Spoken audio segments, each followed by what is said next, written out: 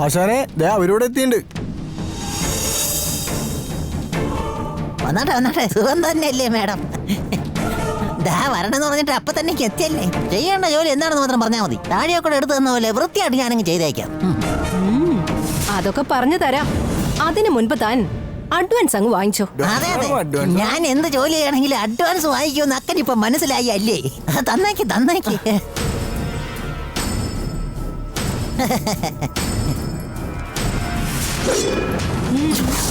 ഈ പെമ്പിള്ള രണ്ടും കൽപ്പിച്ചാണല്ലോ. കൂട്ടാണോ നല്ലത്?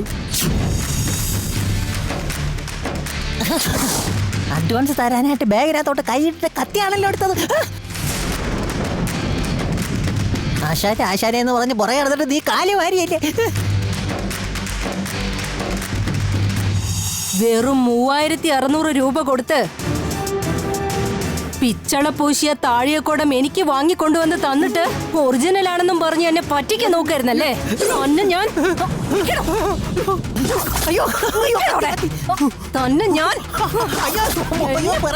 നോക്കുന്നടാ.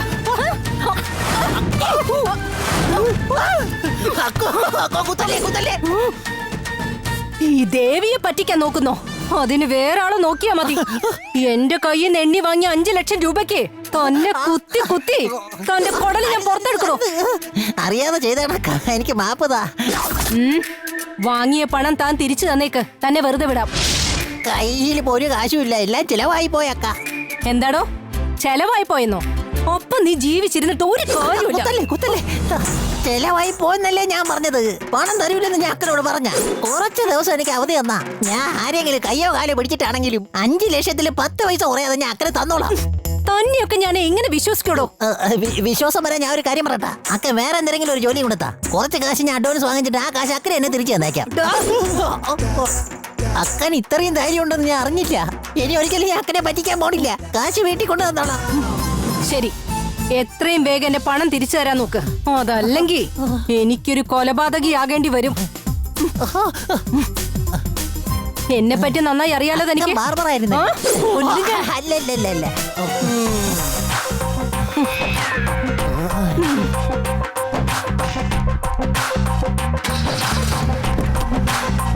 വണ്ടി എടുക്ക്.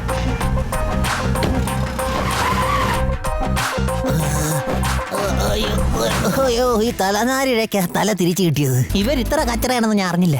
എല്ലാരും ജീപ്പ് വെച്ച് തല ചെയ്യണ സമയത്ത് ഇവര് താണ്ട കത്തി വെച്ച് തല ചെയ്തിട്ട് ഓടാ കണ്ട. ഇനി ഇവരെ പറ്റിച്ചാൽ ശരിയാവില്ല. ഏവന്റെ എന്തെങ്കിലും ഇത്തിപ്പോലും പണം അടിച്ചു മാറ്റി അവരെ കൊണ്ട് കൊടുത്തിട്ട് ഇവരുമായിട്ടുള്ള സകല ബന്ധങ്ങൾ ഇതോടെ കട്ട് ചെയ്യണം. അതെ ആശാനെ, അവരെ ആളത്ര ശരിയല്ല കേട്ടോ.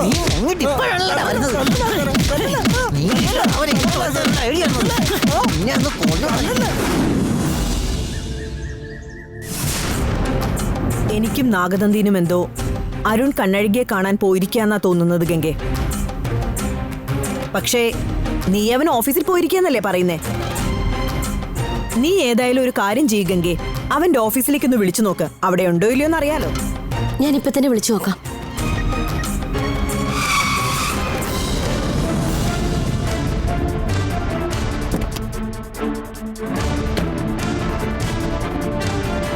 നോക്ക്, അന്നേട്ടം വന്നു.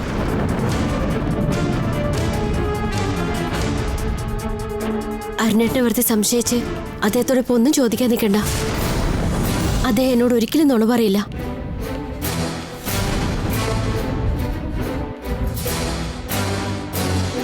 അരുൺ എവിടെ പോയെന്ന് ഇനി അവനോട് ചോദിക്കേണ്ടതില്ല. അരുൺ കണ്ണഴകിയെ കണ്ടിട്ടാണ് വരുന്നതെങ്കിൽ എന്റെ നിഗമനത്തിൽ അവർ അവനിൽ എന്തെങ്കിലും ശക്തി ചെലുത്തിയിട്ടുണ്ടാകണം.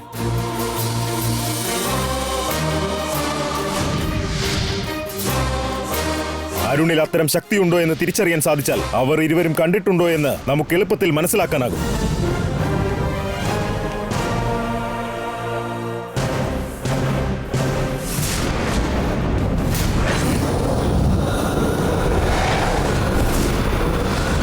അരുൺ ഈ മാന്ത്രിക വലയം കടന്നു വരുമ്പോൾ അവന്റെ ശരീരത്തിൽ എന്തെങ്കിലും വശീകരണ ശക്തി ഉണ്ടെങ്കിൽ അവന്റെ ശരീരത്തിന് ചുറ്റും കറുത്ത പ്രതലം രൂപപ്പെടുന്നതാണ്.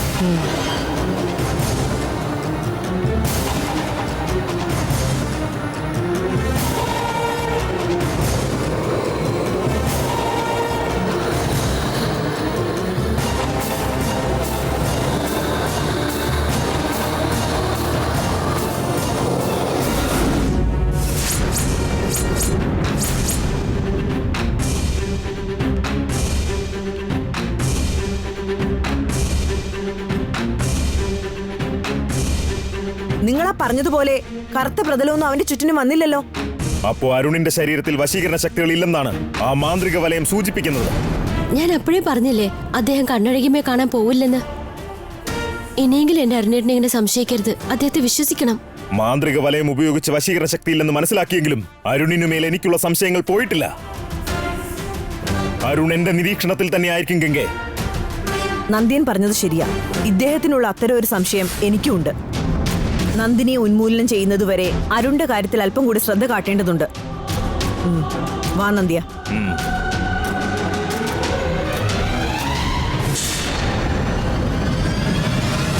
എന്താ ഗംഗെ, എന്താ അവര് പറഞ്ഞിട്ട് പോകുന്നത്? നന്ദിനിയുടെ പ്രശ്നം അവസാനിക്കുന്നവരേക്കും അവളെ കൊല്ലാൻ തയ്യാറാക്കിയിരിക്കുന്ന ആയുധം ശ്രദ്ധയോടെ സംരക്ഷിക്കണമെന്ന് പറഞ്ഞിട്ട് പോയി. അല്ലാതെ മറ്റൊന്നുമല്ല. ആയുധം ഇപ്പോഴുള്ള സ്ഥലത്ത് തന്നെ സുരക്ഷിതമാണ്. അതുകൊണ്ട് പേടിക്കാനൊന്നുമില്ല. അരുണേട്ടൊന്നും ആലോചിക്കേണ്ട വന്നേ.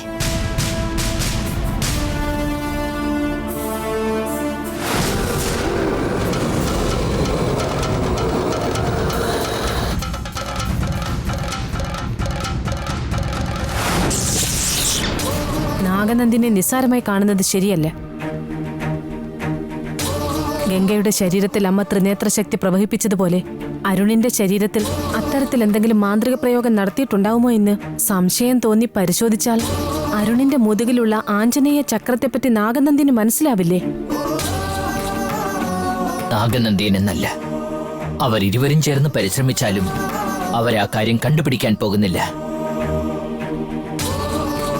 അത് മനസ്സിലാക്കാൻ അവരുടെ മാന്ത്രിക ശക്തി മതിയാകാതെ പോകും ഭൈരവി. ഞാൻ ദ്രൗപദി യന്ത്രത്തിൽ ആഞ്ജനേയന്റെ ചക്രം വരച്ചിട്ട് അരുണിലേക്ക് സന്നിവേശിപ്പിച്ചിരിക്കുകയാണ്. അപ്പൊ അമ്മ പറയുന്നത് ഭയപ്പെടേണ്ട യാതൊരു കാര്യവുമില്ലെന്നാണല്ലേ? എന്നിരുന്നാലും ആ നാഗനന്ദിയൻ അരുണിനെ സംശയിക്കാതിരിക്കാൻ വഴിയില്ല. അവന്റെ സംശയം മൂർച്ഛിച്ച് അരുൺ ആപത്ത് വരുത്തുന്നതിന് മുൻപ് അരുൺ ആ ആയുധം എടുത്തുകൊണ്ടുവരാൻ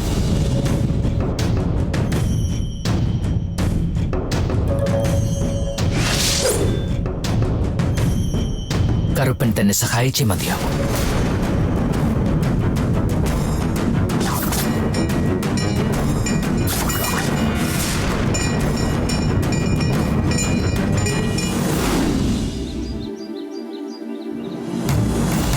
അരുണിന് കണ്ണഴകി കൊടുത്തയച്ചിരിക്കുന്ന ശക്തി എന്താണെന്ന് ഇപ്പോ എനിക്ക് തിരിച്ചറിയാനാകുന്നില്ല. അധികം വൈകാതെ ഞാനത് കണ്ടുപിടിച്ചിരിക്കും മാധവി. എന്നിട്ട് കണ്ണഴകി ഗംഗയിൽ ചെലുത്തിയ ശക്തികൾ ഇല്ലാതാക്കിയതുപോലെ അരുണിന്റെ ശരീരത്തിലെ ശക്തികളും ഇല്ലാതാക്കും ഞാൻ. ഒരുപക്ഷെ ഇനി എനിക്ക് അതിന് സാധിക്കാതെ പോയാൽ അരുണിനെ കൊല്ലാൻ പോലും ഞാൻ മടിക്കില്ല മാധവി. അങ്ങനെ ചാടിക്കേറി അരുണിനെ ഒന്നും ചെയ്യില്ല നന്ദിയ. അവനെ ഇങ്ങനെ വെറുതെ വിട്ടാൽ നമ്മുടെ കയ്യിലുള്ള ആയുധത്തെ ആ കണ്ണഴകിയുടെ കയ്യിൽ എത്തിക്കുന്നതാണ്. അരുൺ അത്തരത്തിലൊരു അബദ്ധം കാണിക്കാതെ ഞാൻ ശ്രദ്ധിച്ചോളാം. നിങ്ങൾ ഇങ്ങനെ ധൃതി കാണിച്ച് അരുൺ ആപത്തൊന്നും വരുത്തരുത്. കാരണം രാജശേഖരനെയോ എന്നെ കൊണ്ട് രക്ഷിക്കാൻ സാധിച്ചില്ല. അരുണിനെങ്കിലും സംരക്ഷിക്കാൻ പറ്റിയാലേ എന്റെ മനസ്സിന് സമാധാനം കിട്ടും നന്ദിയ. എന്റെ ഏട്ടന് ശാന്തി കിട്ടൂ. നീ പറയുന്നത് കൊണ്ട് തൽക്കാലം ഇപ്പോ ഞാൻ അനുസരിക്കുകയാണ്. എന്നാൽ ആയുധം കൈവിട്ടു പോയാൽ അപ്പോഴത്തെ ആ ദേഷ്യത്തിൽ ഞാൻ എന്ത് ചെയ്യുമെന്ന് എനിക്ക് പറയാനാകില്ല. അത്തരത്തിൽ എന്തെങ്കിലും നടക്കുന്നതിന് മുൻപ് അരുണിന്റെ ശരീരത്തിൽ ചെലുത്തിയിരിക്കുന്ന ശക്തി എന്തെന്ന് കണ്ടുപിടിച്ച് അത് ഇല്ലാതാക്കാൻ ശ്രമിക്കുക. ആ കണ്ണഴകി ഗംഗയുടെ ശരീരത്തിൽ വശീകരണം നടത്തിയതുപോലെ അരുണിനെ വെച്ച് നമ്മളെ ഇനി കബളിപ്പിക്കാൻ ഞാൻ അനുവദിക്കില്ല. അരുണിന്റെ ശരീരത്തിൽ ചെലുത്തിയ ശക്തി എന്താന്ന് കണ്ടുപിടിച്ച് അത് അവനിൽ നിന്നെടുത്ത് മാറ്റും ഞാൻ.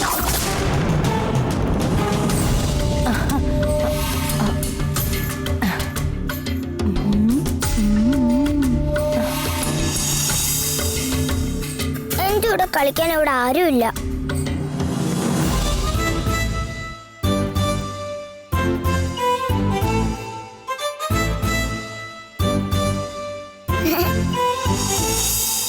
ആന്റി ഇവിടെ നടക്കുന്നതൊന്നും അറിയാതെ വാട്സപ്പ് നോക്കിക്കൊണ്ടിരിക്ക. ആന്റിയെ ചെന്നൊന്ന് പറ്റിച്ചിട്ട് വരാം.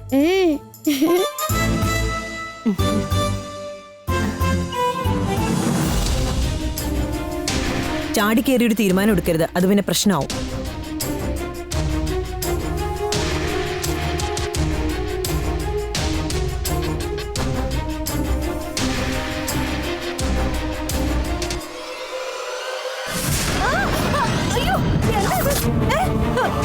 ആ നന്ദിയ പിന്നെ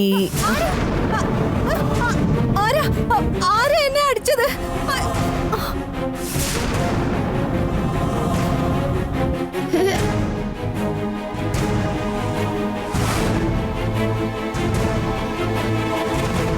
മാധവിയും നാഗനന്ദിയനും ചേർന്ന് എന്തോ ദുർമന്ത്രവാദം ചെയ്ത് എന്നെ അടിച്ചതാ.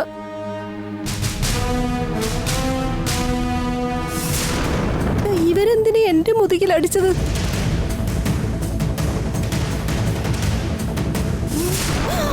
അയ്യോ അയ്യോ, കരിയാണല്ലോ. രണ്ടു മന്ത്രവാദികളും ചേർന്ന് എന്റെ മുതുകിൽ എന്തിനാ കരി തേച്ചത്? അയ്യോ, ഈ മന്ത്രം വലിക്കുന്നതിന് മുൻപ് വേഗം പോയി കുളിച്ചേക്കാം.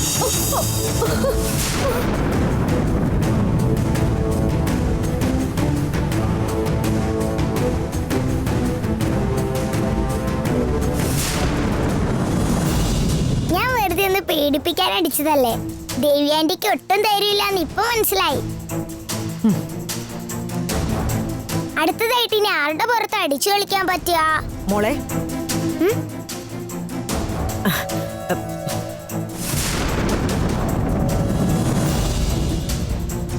ദേവി എന്തിനാ മോളെ പേടിച്ച് മുകളിലേക്ക് പോയത്? അതെന്താന്ന് ഞാൻ പറയാം. ഞാൻ ദേവി ആന്റിയുടെ മുതുകത്തെ അടിച്ചിട്ട് ഒളിച്ചിരിക്കായിരുന്നു. ആരാ അടിച്ചെന്ന് മനസ്സിലാവാതെ പേടിച്ചകത്തേക്ക് ഓടിപ്പോയതാ. ഭയങ്കരയാണല്ലോ നീ. ദേവി ആന്റിയെ തന്നെ പേടിപ്പിച്ചു വിട്ടില്ലേ? അടുത്തത് ആരെ പീഡിപ്പിക്കണമെന്ന് ചിന്തിച്ചോണ്ടിരിക്കുക.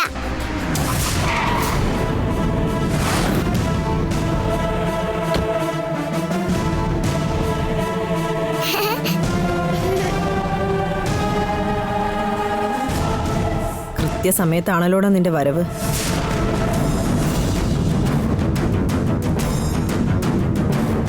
ഇനി എന്തിനാ ആളെ അന്വേഷിക്കുന്നേ? മോളുടെ അച്ഛൻ വരുന്നത് കണ്ടില്ലേ? അച്ഛനെ പേടിപ്പിക്കാൻ പറ്റുമോ നിനക്ക് ദേവസേനെ? ചെറിയ കാര്യങ്ങൾക്ക് പോലും അച്ഛൻ എന്നെ എപ്പോഴും വഴക്ക് പറയാ. അതിന്റെ ഇടയ്ക്ക് അച്ഛന്റെ കൂടെ കളിക്കാൻ പോയാ എങ്ങനെയാ? അച്ഛന്റെ മേത്ത് കരി പറ്റിയാ ചിലപ്പോ അച്ഛൻ എന്നെ അടിക്കുക. ആന്റി, മോൾക്ക് മോളുടെ അച്ഛനെ പേടിപ്പിക്കാനൊന്നും പറ്റില്ലെന്ന് പറഞ്ഞാ മതി. അതല്ലാതെ ചുമ്മാ ഇങ്ങനെ ഓരോ കാരണങ്ങൾ പറയുന്നത് എന്തിനാ നീ? എന്നെ വഴക്ക് പറയാ, അതുകൊണ്ടാ ഞാൻ ചെയ്യാത്തെ. അതല്ല, നീ എന്നോട് നുണ പറയാ. തീരെ ധൈര്യമില്ലാത്ത കുട്ടിയാ നീ. ദേവി ആന്റിയൊക്കെ വേണമെങ്കിൽ നിനക്ക് പേടിപ്പിക്കാൻ പറ്റിയേക്കാം. പക്ഷെ ഒരിക്കലും നിന്റെ അച്ഛനെ നിനക്ക് പേടിപ്പിക്കാൻ പറ്റില്ല മോളെ. പേടിപ്പിച്ച് കാണിച്ചാ ആന്റി എനിക്ക് എന്താ തരിക? നീ ഒരു മിടുക്കി കുട്ടിയാണെന്ന് ഞാൻ അംഗീകരിച്ചാ പോരെ? നോക്കിക്കോ, ആന്റിയെ കൊണ്ട് മെടുക്കി കുട്ടിന്ന് പറയിപ്പിക്കും ഞാൻ. ആ നിക്ക്, എങ്ങോട്ടാ പോകുന്നേ? കളർ പൊടി എടുക്കാൻ പോവാ ഞാൻ. കളർ പൊടിയല്ലേ വേണ്ടേ? അത് ഞാൻ തരാം.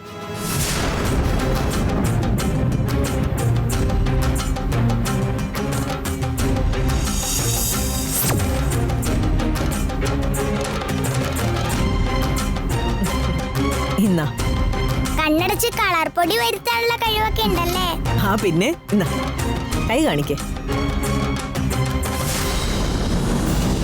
ഇപ്പൊ കാണിച്ചുതരാം ഞാൻ എന്റെ അച്ഛൻ എങ്ങനെയാ പേടിച്ചു വിറയ്ക്കാൻ പോണെന്ന്.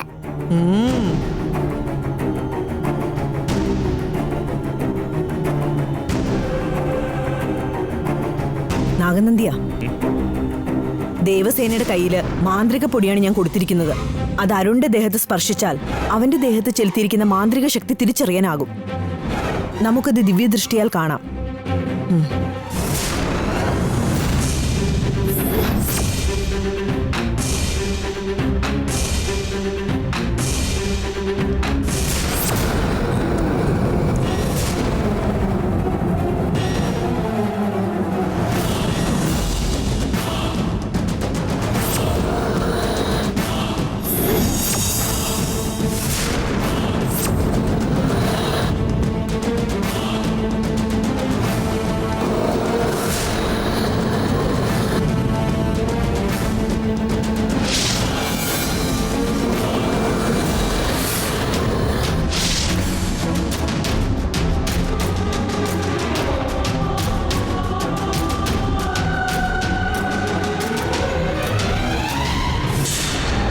ഭാഗ്യത്തിനെ രക്ഷോട്ടെ. അച്ഛൻ എന്നെ കണ്ടെങ്കി ഇപ്പൊ എന്തായാനെ?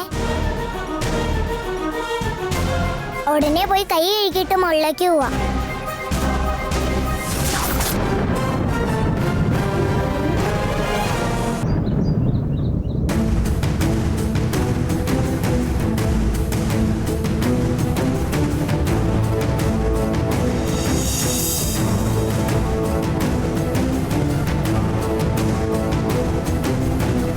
ലക്ഷ്മി പറഞ്ഞു എന്നെ വിളിക്കുന്നുണ്ടെന്ന്.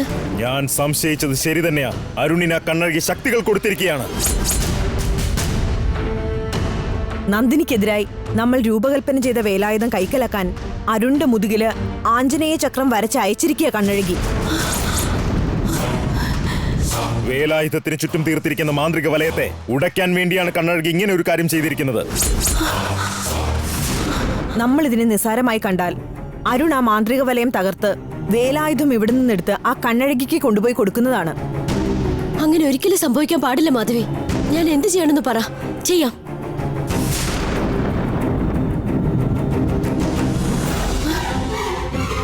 ഇത് മാന്ത്രിക എണ്ണയാണ്. ഈ എണ്ണ അരുണിന്റെ മുതുകത്ത് നിന്റെ കൈകളാൽ തടവിയാൽ അരുണിന്റെ മുതുകിൽ വരച്ചിരിക്കുന്ന ആ ശക്തിചക്രം തനിയെ ഇല്ലാതായിക്കൊള്ളും. ഇതാ. അങ്ങ് പറഞ്ഞ പോലെ തന്നെ ഞാൻ ചെയ്യാം. എന്നാ ഈ മാന്ത്രിക എണ്ണ അദ്ദേഹത്തിന് ദോഷമൊന്നും ഉണ്ടാക്കില്ലല്ലോ? ഇത് വെറും ഒരു ഔഷധ എണ്ണയാണ്. ഇതിനാൽ യാതൊരു പ്രശ്നവും അവന് വരില്ല.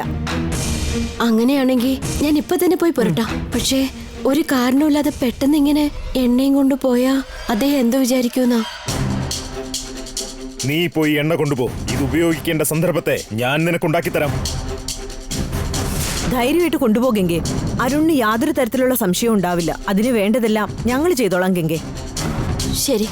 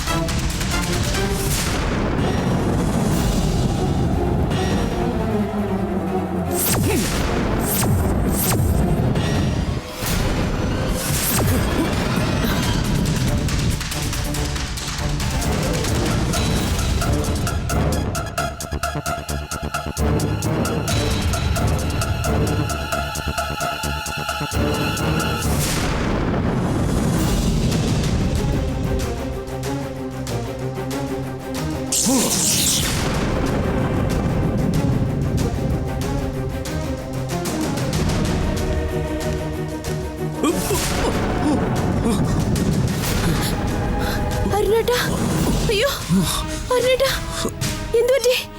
എഴുന്നേക്ക. എന്താ അരുണേട്ടാ? പതുക്കെ എഴുന്നേക്ക, പതുക്കെ. എന്താ ഇത്? ശ്രദ്ധിച്ച് നടക്കണ്ടേ അരുണേട്ടാ? നീ അരുണിന്റെ മുതുകത്ത് എണ്ണ തേക്ക്.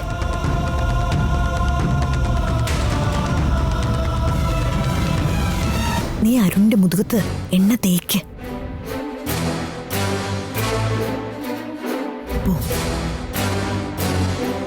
ഓ,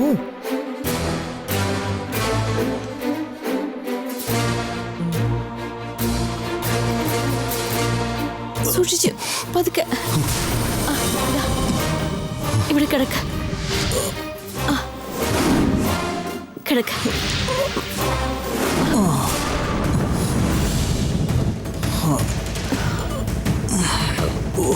ഞാൻ വീഴുന്നതിനിടയ്ക്ക് ഒന്ന് ഉളുക്കി ഗംഗെ. വല്ലാതെ വേദനിക്കുന്നുണ്ട്. ഡോക്ടറെ അടുത്ത് പോയാലോ നമുക്ക്? വേണ്ട വേണ്ട, ഡോക്ടറെ അടുത്ത് പോകേണ്ട കാര്യമൊന്നുമില്ല. ഞാൻ തൈലോട്ട് തടവി തരാം, എല്ലാം ശരിയായിക്കോളും. അത് ശരിയാവില്ല. ഡോക്ടറെ അടുത്ത് പോയിട്ട് വരാം. വേണ്ട അരുണേട്ടാ, ഞാൻ തടവി തരാം, എല്ലാം ശരിയാവും. അരുണേട്ടാ അവിടെ കിടക്ക, ഞാൻ തൈലം എടുത്തോണ്ട് വരാം. കിടക്ക.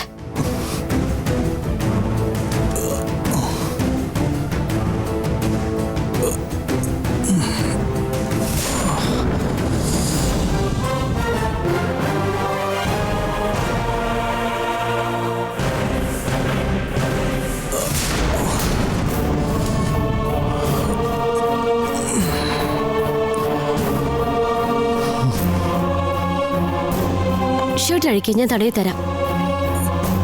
വേണ്ട ഗംഗെ, എണ്ണ തേക്കേണ്ട ആവശ്യമില്ല. വെറുതെ ഇങ്ങനെ വാശി പിടിക്കല്ലേ. ഷർട്ട് അഴിക്ക്, പറയുന്ന കേക്ക്. ഗംഗെ, വേദനിക്കുന്നില്ലേ? നന്നായിട്ടൊന്ന് തിരുമ്പി എല്ലാം ശരിയായിക്കോളും. പറയുന്ന കേക്ക്.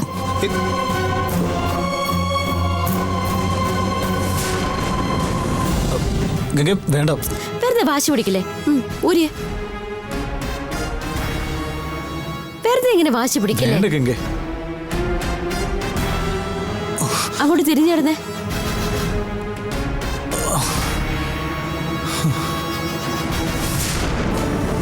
അവര് പറഞ്ഞ പോലെ ഒന്നും കാണുന്നില്ലല്ലോ. എന്തായാലും എണ്ണ തേക്കാം. അതിന്റെ ഒന്നും ആവശ്യമില്ലെന്ന് ഞാൻ പറഞ്ഞില്ലേ. വേണ്ട ഗംഗെ. മുതുകൊരു ഇത്തിരി ചോന്നിട്ടുണ്ട്, അത്രേ ഉള്ളൂ. അത് ഇപ്പൊ മാറിക്കോളും. ഞാൻ നന്നായിട്ട് തേച്ചു തരാം. ഇളകാതെ കിടക്ക്.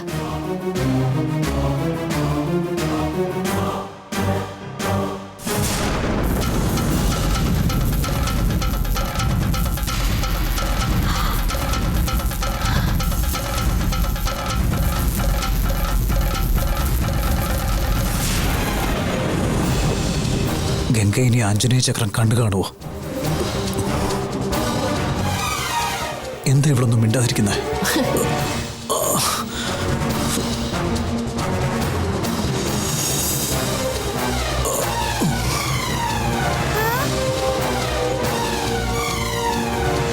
ഗംഗ ചേച്ചി,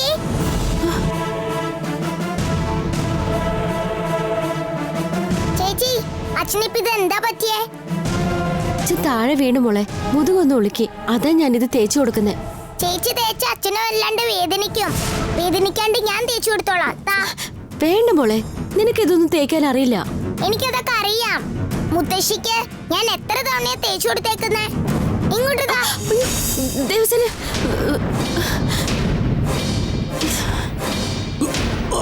അയ്യോ, ഞാൻ വേദനിപ്പിക്കാണ്ട് ചെയ്യാട്ടോ.